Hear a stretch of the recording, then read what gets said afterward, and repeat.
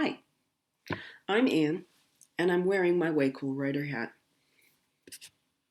I'm sitting in the dining room in my 200-year-old house in the mountains of central Maine, social distancing with my kids and my cats. Because we need contact, I thought I might read you a story today. I've chosen this book, The Book of the Mandolin Player, published in 2016 by B Inc. Publishing of Fairfield, California, and written, of course, by me. I hope you like it.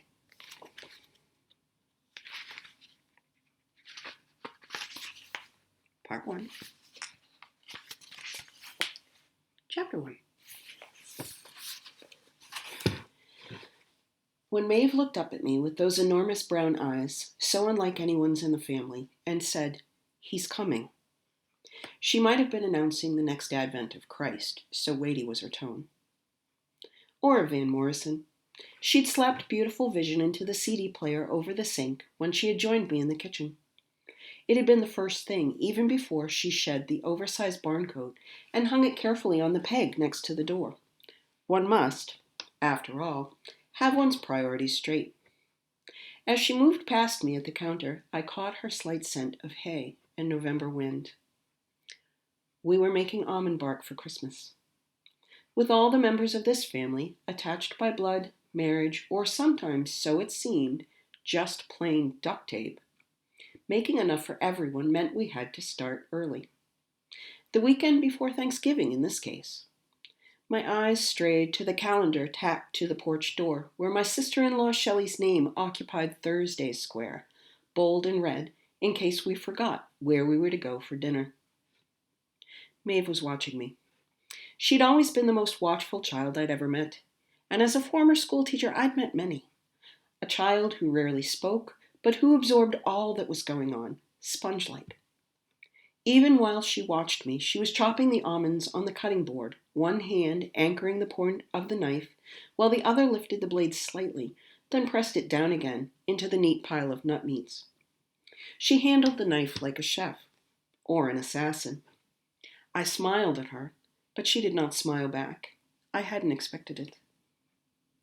In my head, I could hear my brother's wife's strident voice. "Be careful, don't hurt yourself," as well as my personal favorite of her admonitions.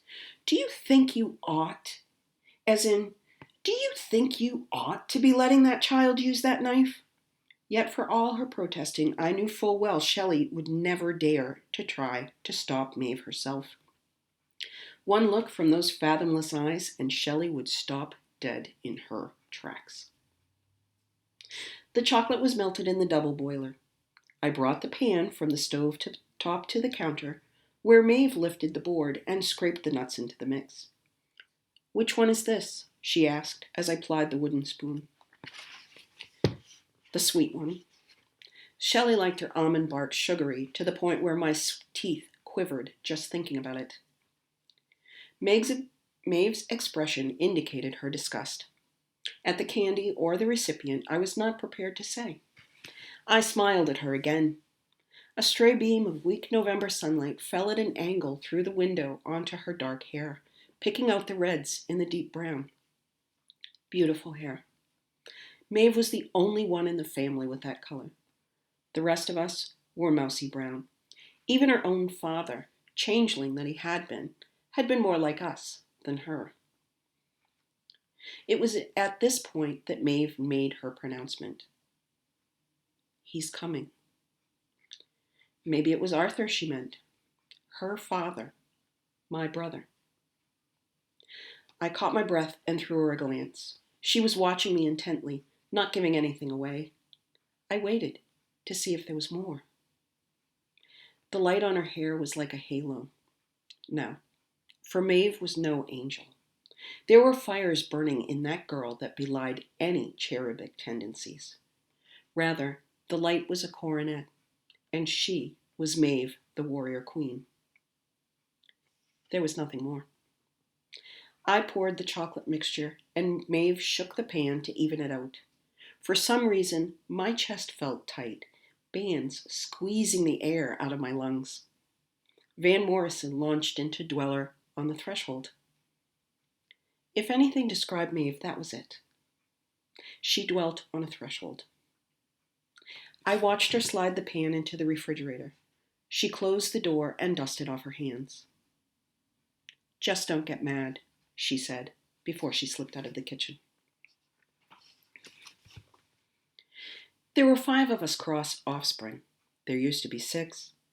That didn't count the cousins, the aunts, the uncles, and various distant relations who seemed to be hanging on as best they could through sheer determination. Most of us still lived here in town. That is, I did, as well as my older brothers Dusty and Hal. Dusty, as the fire chief, had easily slipped into the positions our father had kept up during his lifetime, positions my long-dead grandfather had occupied previous to that. He and Shelley lived in the old house over on Bolton Road. Hal lived up on the mountain, sometimes with an aging granola woman named Winona, sometimes not. If Dusty thought there were traditions to uphold, Hal thought there were traditions to be broken and discarded as so much trash. The two were constantly arguing about something or other, usually publicly, as in their recent set-to at the church supper on Saturday night. Despite this behavior left over from adolescence, neither would have known what to do without the other. If either of them had been the one to disappear, the other would have been lost, for sure. My third brother Peter lived in Manhattan, the better to be close to the parts, as he said, though at this point in his career he could have lived anywhere, and the roles would still have found him. He was doing that well. My sister Bella lived in Paris, where Maeve and I had once visited her, much to our mutual boredom. Though I'd always thought boredom and Paris to be contradictory terms, Bella managed to prove me wrong. We had nothing in common. Nothing. But it was only by staring at each other silently that we were able to keep from slapping each other silly. My brother Arthur, Maeve's father, no one had seen or heard from him in 9 years. The phone rang just as we were heading out to the barn after dinner. I'd always hated the telephone. All that insistent ringing, demanding attention. I moved back toward it leisurely, wondering how soon the answering machine would pick up. As I put out my hand, I heard my own canned voice, nasal and harsh, to my ears, repeat the number. "Leave a message at the tone and I'll get back to you." I should have said, "Maybe I'll get back to you." More often than not, I didn't bother. The telephone was one of the things which caused me stress, and I avoided as many of those now as I could. Beep. Then Hal's voice. "I know you're there, Meg. Pick up the damn phone." There was noise behind his voice, the murmur of a crowd. I hesitated. "Come on, Meg. You and I both know you're standing right beside the telephone. Answer it." It wasn't that Hal was psychic. He wasn't standing on any threshold that I knew of. My older brother just leapt right into things. But he, all of them, knew me and my petty phobias too well. I picked up the receiver. "We were going out to the barn," I said shortly. In my ear, the murmur of the crowd became louder. I heard a shout and what sounded like breaking glass. Hal laughed. "And I bet you turned right around and ran to pick up. Funny, you don't sound out of breath." I wish I'd thought to pant a little bit. With a sigh, I brushed my hair out of my eyes. My ponytail had come loose. I reached up with a hand and yanked out the elastic, pulling a few strands of hair out by the roots in the process. Tearing my hair out was not unusual when I was talking to Hal, though tonight I'd started a bit early in the process. Who needed haircuts when there were brothers like mine around to make you pull out your own hair? "What's up, Hal? Are you all having a party up on the mountain?" "I'm at Groucho's." Groucho's was a beer joint out on the Canada Road. The sign out front read "Bar and Grill," though it was rumored that the last few people to eat there had died of food poisoning. The bar, however, featured all the varieties of Budweiser. My brother was a fan of the original in the red and white can. Lobsters, he called them. If you're calling to invite me to join you, I put in a hard day's labor over the double boiler, and I don't think I will." He wasn't listening. There was another crash in the background and the shrill cry of a woman. "Will you shut up back there?" he yelled to the unseen crowd. I had to hold the receiver away from my ear. There was a reason, I reminded myself, why I did not answer telephones. "I'm on the phone, for Christ's sake." There was a sound strangely like the gurgle of a beer can emptying. "Listen, Meg. You seen Winona?" "Today?" "Today, yesterday, whenever." "Nope." Hal swore. "You lost her?" "Ha ha, very funny." Another bellow from my brother, this time for someone to get him another beer. Even this request, loud in my ear though it was, sounded somewhat disconsolate.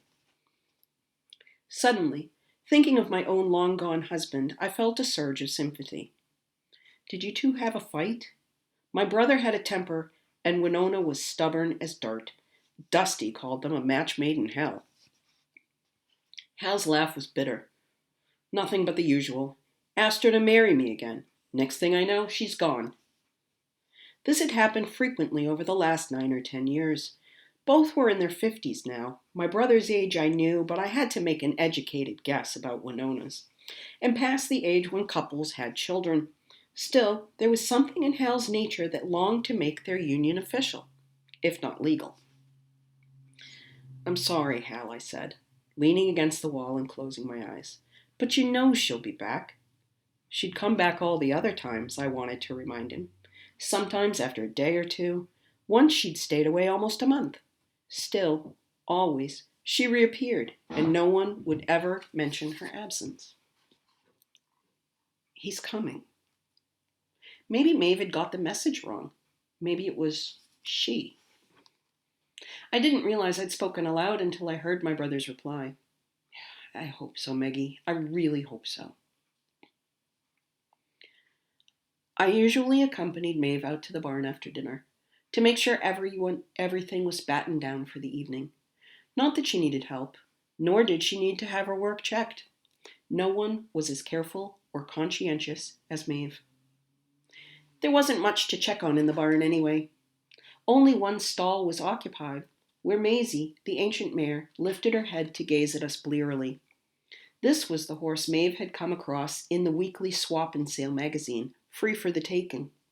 I had learned its provenance only after the mare had taken up residence in the barn.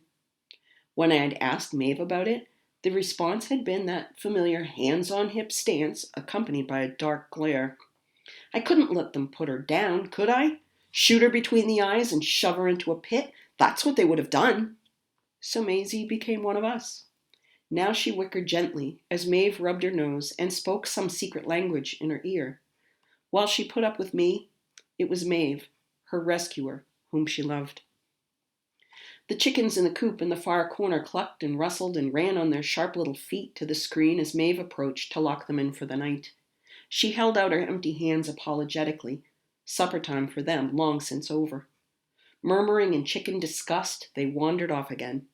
Horses might adore her, but chickens, indeed stupid, didn't realize they should. I stood in the wide barn doorway looking up into the darkness. The weatherman on the 6 o'clock news had been predicting a light early-season snow overnight, but the cloudless sky gave no hint.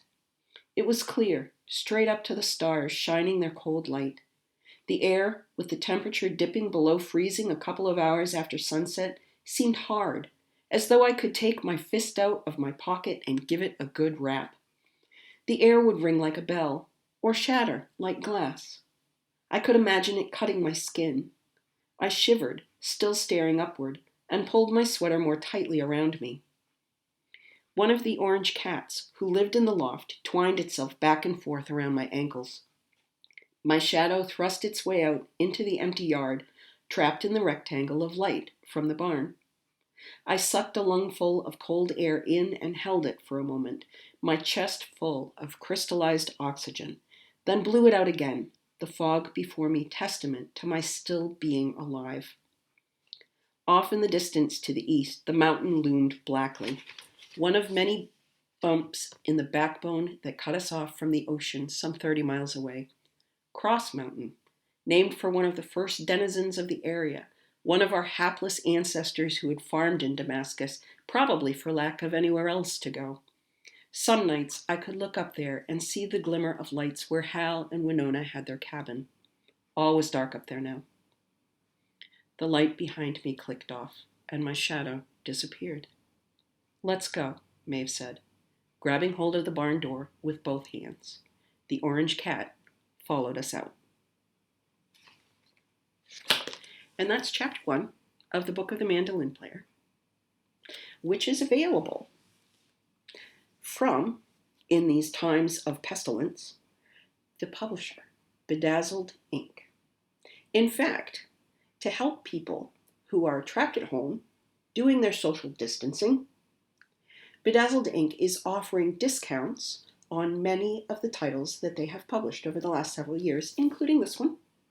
So you could download it for less money than usual and have something really awesome to read and support me, a starving writer, not really starving, but you know what I mean.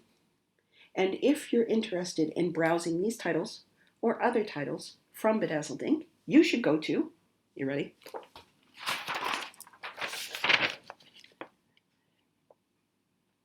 This web address right here, and it will take you to a selection of really awesome books by really awesome people with strong female characters. And you could have a really fine time. If you like the story, click the like button. Let me know all about it. You could leave me a message. That would be awesome too. And maybe sometime I'll come back and read you another chapter, or maybe even a different story. I've got a couple. This one, for instance, which came out last year, Tabitha. See you around.